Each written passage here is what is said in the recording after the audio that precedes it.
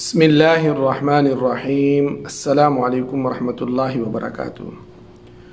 حسن خاتمہ، اچھی موت مرنے کے احادیث شریف میں 12 علامات ذکر کی گئی ہیں، جس سے یہ اندازہ لگایا جا سکتا ہے کہ مرنے والا جو اس دنیا سے رخصت ہوا وہ ایک اچھی موت مرا ہے۔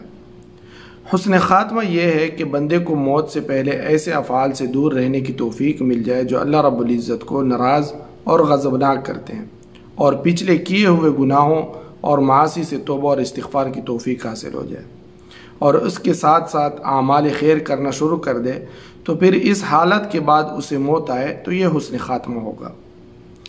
اس معنی پر دلالت کرنے والی ایک صحیح حدیث ہے۔ حضرت انس بن مالک رضی اللہ تعالیٰ عنہ فرماتے ہیں کہ نبی کریم صلی اللہ علیہ وسلم نے ارشاد فرمایا، جب اللہ تعالیٰ اپنے بندے سے خیر اور بلائی چاہتا ہے تو اسے استعمال کر لیتا ہے۔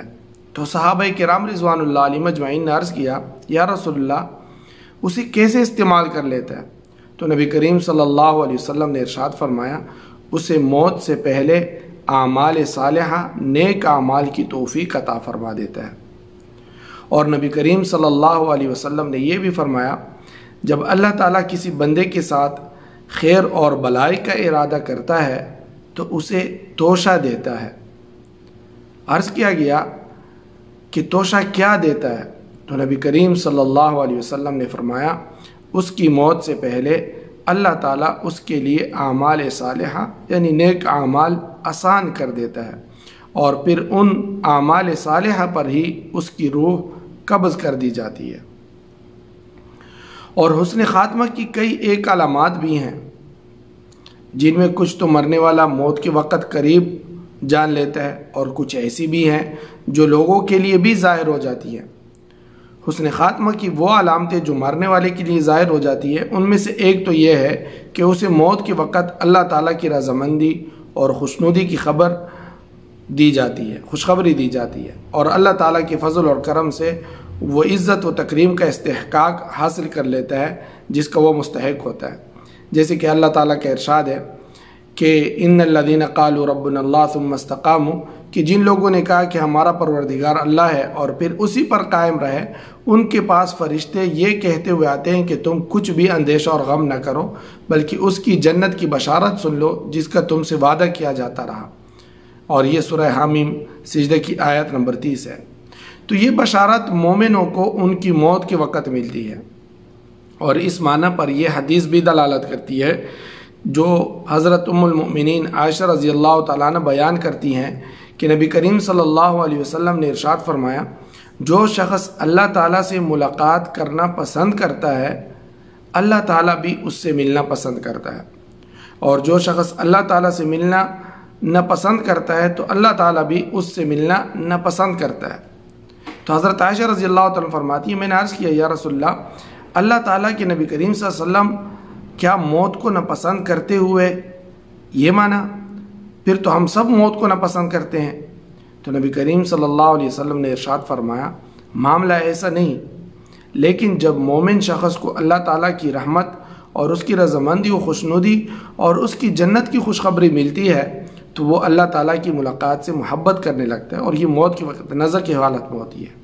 اور بلا شبہ جب کافر شخص کو اللہ تعالیٰ کی عذاب اور اس کی ناراضگی کی خبر دی جاتی ہے تو وہ اللہ تعالیٰ کی ملاقات کو ناپسند کرنے لگتا ہے، اور اللہ تعالیٰ بھی اس سے ملنے کو ناپسند کرتے ہیں۔ یہ صحیح بخاری کی حدیث ہے، صحیح مسلم میں بھی ایسی حدیث ہے۔ امام نووی رحمۃ اللہ علیہ فرماتے ہیں، اس حدیث کا یہ معنی ہے کہ وہ محبت اور کراہیت جس کا شرعی طور پر اعتبار کیا جاتا ہے وہی حالت نظر کے وقت واقع ہوتی ہے، جس حالت میں توبہ قبول نہیں ہوتی، کہ اس وقت قریب المرگ شخص کے سامنے ساری حالت ظاہر ہو جاتی ہے، اور جس کی طرف وہ جانے والا ہوتا ہے وہ اس کے سامنے ظاہر ہو چکا ہوتا ہے، وہ اچھا ہے یا برا وہ سب کچھ وہ دیکھ لیتا ہے۔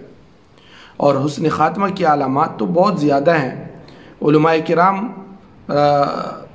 نے اس بارے میں وارد شدہ نصوص کو سامنے رکھتے ہوئے ان کو جمع بھی کیا ہے۔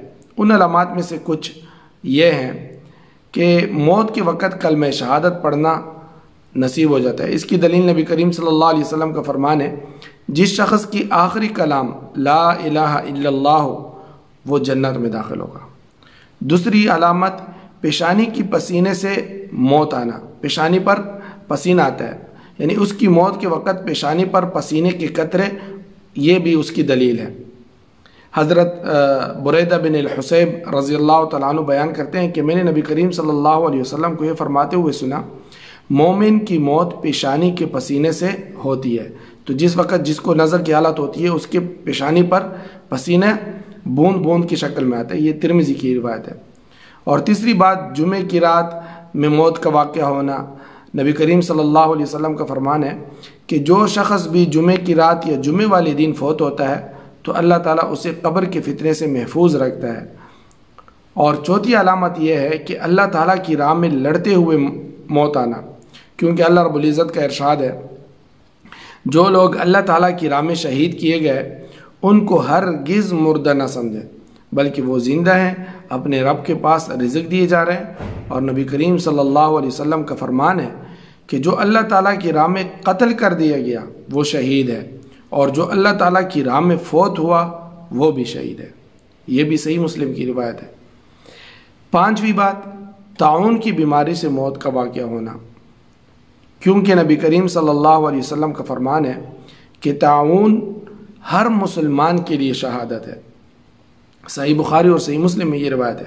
اور نبی کریم صلی اللہ علیہ وسلم کی زوجہ حضرت عائشہ رضی اللہ تعالیٰ عنہ فرماتی ہیں کہ میں نے نبی کریم صلی اللہ علیہ وسلم سے طاعون کے متعلق دریافت کیا تو نبی کریم صلی اللہ علیہ وسلم نے مجھے ارشاد فرمایا یہ اللہ تعالیٰ کا عذاب ہے جس پر چاہے اللہ تعالیٰ مسلط کر دے، اور اللہ تعالیٰ نے اسے مومنوں کے لیے رحمت کا باعث بنایا ہے۔ جو کوئی بھی طاعون کی بیماری میں پڑ جائے اور پھر وہ اس پر صبر کرے اور اللہ تعالیٰ سے اجر و ثواب کی امید رکھے ہوئے اپنے علاقے میں ہی رہے، اسے یہ علم ہو کہ اسے وہی تکلیف پہنچ سکتی ہے جو اللہ تعالیٰ نے اسے اس کی مقدر میں لکھ دی ہے، تو اسے شہید جتنا اجر اور ثواب حاصل ہوگا۔ صحیح بخاری کی حدیث ہے۔ چھٹی علامت کہ پیٹ کی بیماری سے موت واقع ہو، نبی کریم صلی اللہ علیہ وسلم کا فرمان ہے جو پیٹ کی بیماری سے فوت ہوا وہ شہید ہے۔ صحیح مسلم کی یہ روایت ہے۔ ساتویں علامت ڈوبنے اور مکان یا عمارت گرنے سے نیچے دب کر موت واقع ہونا، نبی کریم صلی اللہ علیہ وسلم کا اس بارے میں ارشاد ہے 5 قسم ہے طاعون کی بیماری سے فوت ہونے والا، اور پیٹ کی بیماری سے فوت ہونے والا، اور پانی میں غرق ہونے والا، اور دب کر مرنے والا، اور اللہ تعالیٰ کی راہ میں شہید ہونے والا۔ صحیح بخاری اور صحیح مسلم کی حدیث ہے۔ 8ویں علامت اپنے بچے کی وجہ سے عورت کا نفاس میں یا حاملہ حالت میں فوت ہو جانا۔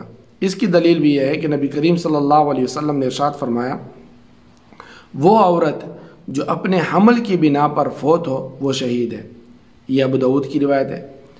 حضرت خطابی رحمۃ اللہ علیہ کہتے ہیں اس کا معنی یہ ہے کہ وہ فوت ہو تو بچہ اس کے پیٹ میں ہو، اور امام احمد بن حنبل رحمۃ اللہ علیہ فرماتے ہیں کہ عبادہ بن صامت رضی اللہ تعالیٰ عنہ نے بیان کیا کہ نبی کریم صلی اللہ علیہ وسلم نے شہداء کے متعلق بتاتے ہوئے فرمایا اور وہ عورت جسے اس کا بچہ حمل کی حالت میں قتل کر دے، مطلب یہ کہ بچے کی وجہ سے اس کی موت ہوتی ہے، یہ بھی شہادت ہے۔ اسے اس کا بچہ اپنے نال یعنی پیدائش کے بعد جو ناف کاٹا جاتا ہے اس کے ساتھ جنت میں کھینچ کے لے جائے گا۔ اور 9ویں علامت جو ہے جلنے اور ذات الجنب اور سل کی بیماری سے موت آنا، نبی کریم صلی اللہ علیہ وسلم کا ارشاد ہے اللہ تعالیٰ کی راہ میں قتل ہونا شہادت ہے، طاعون سے مرنا شہادت ہے، غرق ہو کر مرنا شہادت ہے، اور پیٹ کی بیماری سے مر جانا شہادت ہے، اور نفاس میں مرنے والی عورت شہید ہے، اسے اس کا بیٹا اپنے نال کے ساتھ جنت میں کھینچ کے لے جائے گا۔ 10ویں علامت دین یا مال یا اپنی جان کا دفاع کرتے ہوئے مرنا، نبی کریم صلی اللہ علیہ وسلم کا ارشاد ہے جو کوئی اپنا مال بچاتا ہوا قتل ہو وہ شہید ہے، اور جو کوئی اپنا دین بچاتا ہوا قتل ہو وہ شہید ہے، اور جو کوئی اپنا خون اور جان بچاتے ہوئے قتل ہو وہ شہید ہے۔ صحیح ترمذی کی روایت ہے۔ اور امام بخاری اور امام مسلم رحمۃ اللہ علیہ نے عبداللہ ابن अमर रज़ी अल्लाह तआला अन्हु से बयान किया है कि मैंने नबी करीम सल्लल्लाहु अलैहि वसल्लम को ये फरमाते हुए सुना, जो अपने माल का दिफा करता हुआ कत्ल हो जाए वो शहीद है। इसी तरह अल्लाह ताला की राह में पहरा देते हुए मौत आना ये भी शहादत का दर्जा है। सलमान फ़ारसी रज़ी अल्लाह तआला अन्हु बयान फरमाते हैं कि नबी करीम सल्लल्लाहु अलैहि वसल्लम ने इरशाद फरमाया, एक दिन और रात का पहरा एक माह के रोज़े और क़ियाम से बेहतर है, और अगर वो इस पहरे के दौरान मर जाए तो उस अमल का अजर जारी रहता है जो कर रहा था, और उसका रिज़्क भी जारी रहता है, और वो फितने से महफूज रहते हैं। सही मुस्लिम की रिवायत है। हमारे लोगों के लिए, मुसलमान फ़ौज के लिए, मुसलमान पुलिस वालों के लिए तो ये बहुत बड़ी फजीलत है। 12वीं अलामत हुस्न खात्मा की यह है कि किसी नेक अमल और साले अमल को अंजाम देते हुए मौत वाक़ हो, क्योंकि नबी करीम सल्लल्लाहु अलैहि वसल्लम का फरमान है, जिसने अल्लाह की रज़ामंदी और खुशनुदी के लिए ला इलाहा इल्लल्लाह कहा और उसका खात्मा उस पर हुआ वो जन्नत में दाखिल होगा, और जिसने सदका किया उस पर उसका खात्मा हुआ तो वो जन्नत में दाखिल होगा। ये अलामतें अच्छी खुशखबरियों में से हैं जो उसने खात्मा पर दलालत करती हैं, लेकिन इसके बावजूद हम यकीनन किसी बेआइनी शख्स के लिए ये नहीं कह सकते कि वो जन्नती है, लेकिन जिनके मुतालिक नबी करीम सल्लल्लाहु अलैहि वसल्लम ने जन्नती होने की बशारत दी, मसलन खुलफाए राशिदीन और खुलफाए अरबा के वो जन्नती हैं, तो उनके मुतालिक तो नबी करीम सल्लल्लाहु अलैहि वसल्लम ने वज़ाहत से खुद ही फरमाया कि वो जन्नती है। हम किसी के मुतालिक ये नहीं कह सकते कि ये पक्का जन्नती है। हाँ, उनकी अलामात को देखकर अल्लाह ताला से उम्मीद कर सकते हैं कि उनका ख़ात्मा ऐसे तरीके से हुआ। उम्मीद है कि अल्लाह ताला जो है उनको अज़ाब से, जहन्नम से बचाएगा और इंशाअल्लाह जन्नत में उसको जगह देगा। अल्लाह ताला से दुआ है कि अल्लाह ताला हमें भी हुस्न ख़ात्मा नसीब फरमाए और तमाम बुराइयों से हमारी हिफाजत फरमाए। वस्सलामु अलैकुम व रहमतुल्लाहि व बरकातुहू।